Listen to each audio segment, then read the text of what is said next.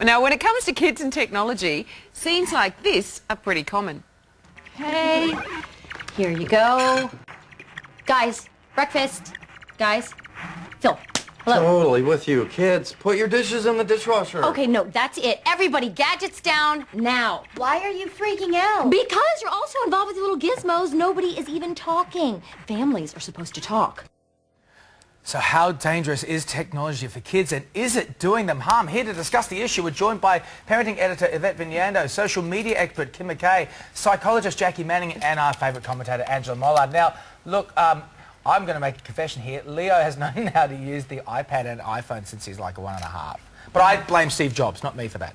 So, I'm going to start with you, though. I mean, should we let kids get bored? Am I a bad parent because he knows how to use this? It's really simple to use. Do you want to try? I've actually used one of those before, so that's fine, yeah. Did they have them at the Samsung shop? I don't know if you're a bad parent or not. You know, give me a couple of weeks, I'll observe you, give you good feedback. But look, that's one of my bugbears. I really don't like to see children at tables, either in homes or in cafes or restaurants with technology. I know adults do it all the time as well, and I completely get why they do it. And in fact, we had a great discussion about this on social media the other day on technology. How ironic. I know, about how many parents did this and often use it as a survival skill. But I think it's not good for social skills. I think it's better for children to get bored. I think that, in fact, I read last night that Albert Einstein devised the theory of relativity one day when he was bored and daydreaming. So if you want your child to, you know, be up there with Albert Einstein, let them be bored, don't give them the iPhone and the iPad at the table. Yeah, boredom is fantastic for kids. They'll whinge about it for 5 minutes and then they'll go running out to the garden or with their Lego or whatever, and they'll get over it and they'll do something with that boredom. But this is a modern world, and Albert Einstein's dead. And this is a modern world, but this is a modern world though, and we're looking at the future, and these things are going to be even more integrated as we get older. And I think that, like, as long as you keep a balance with arts and craft and stuff like that, shouldn't they have this technology so they get ahead in what they're going to be coming up with? Yeah, I agree with you, David. I think the fact is, if we bury our heads in the sand about it and say, look, it's terrible, it's all wrong and that sort of thing, we're going the wrong way. I went to listen to Susan McLean, who's the cyberbullying expert, and she said the absolute worst thing you can do is be negative about social media, particularly as children become older and are teenagers. You need to embrace it, and you need to stay abreast of it and stay up with it. Yesterday I checked my daughter's Instagram and realised she had 350 followers, and you know, I went through them and I thought, you know, who is it that she's got following her on Instagram? So we have to stay. I do see the concerns though when I hear stories like a kid asking her dad, do I put a piece of toast into the toaster, portrait or landscape? You do have to wonder. Well, that's the question, I guess. Is our reliance and is our children's reliance on technology making the next generation smarter? Kim, you might be able to answer this. Or is it doing more harm than good? Because I have seen some atrocious spelling on Twitter and on text messages from the younger generation. It makes me lol. It's cray, isn't it? It's cray. Totally. I think in terms of making kids smarter, I think it is. If you think of the information we had access to when we were sort of tweens or teens, we didn't have nearly as much information. Our job is to help them source that information but filter it as well and sort of teach them what's important. I think the other way it's making them incredibly smarter, our parents thought it was important for us to learn a language.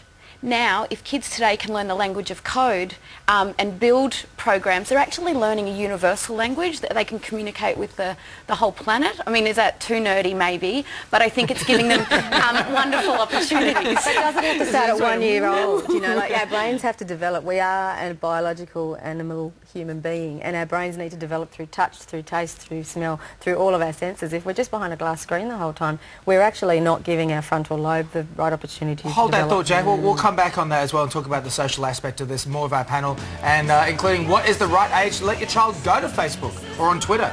Don't want a my account.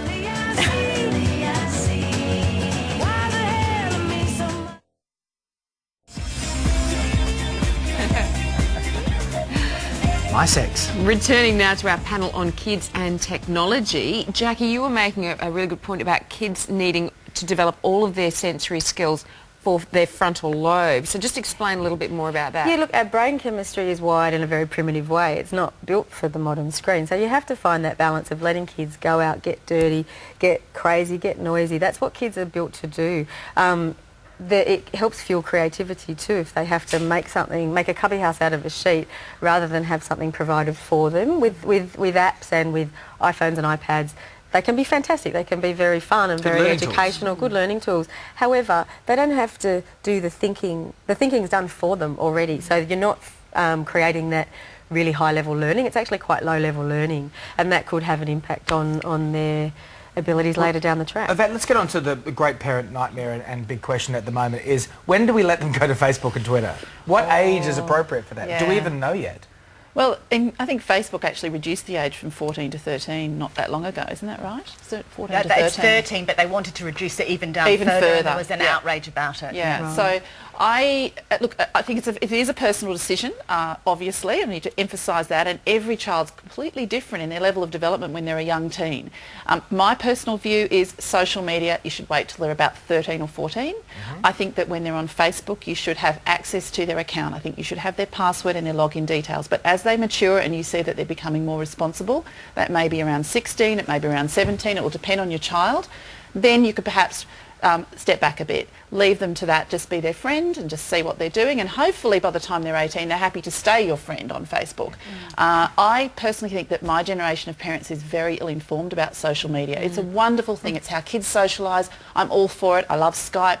My boys do a lot more socialising because of Skype and Facebook. I think it's wonderful. But I do think my generation of parents needs to step up to the plate more and get educated and learn how to use the medium, learn what kind of supervision is required, and I think that is a really serious problem for our generation of parents. But that's, I suppose, because in our generation, our parents would say, get off the phone. Yes. You've just been at school with that person all day. Why do you need to talk to them now? But social media, it's the telephone of 2012. Absolutely, and I think the ironic thing is our phone provides us with all this information, and the last thing we use it for is a telephone these days. That's right. You know, we share photos, but I think to your point, parents can't bury their heads in the sand and say, I'm not letting my child on social media. This is how kids are emotionally developing and socialising. So parents need to know how that works to sort of inform their kids and develop that trust. And they need access to it, but they also need limits imposed. I know if I had grown up with social media, I would have been on it all night. So parents need to really say, you know what, take the gadgets at a certain time of night so they can sleep. It's all really worthy, the things we're talking about. The actual fact is, it's really hard. How do you police it? Well, that's the thing. What we've not really looked at is the fact that everything is portable, and you don't have the whole rule of not having a computer in your bedroom. It's redundant now because kids have iPods and that thing. That combined with the fact that parents, this generation, are busier than ever before, so they're more reluctant to say no. We need to look at our addiction and the to it fact as well. that the research is moving much more slowly than the technology. So the technology's out there, the research is back here, so the parents actually haven't got the information to back up, to be able to say no because this is why. And I think, we have to come as hard as we can on this. All right, ladies, we've got to go, but thank you all so much for coming in. And let us know what you think. I don't mean to be ironic about this, but go onto our Facebook page. Tell us what you think of this topic. Tweet us. Go on our Instagrams. Let us know what you think. Thank you all so much. Thank you, ladies.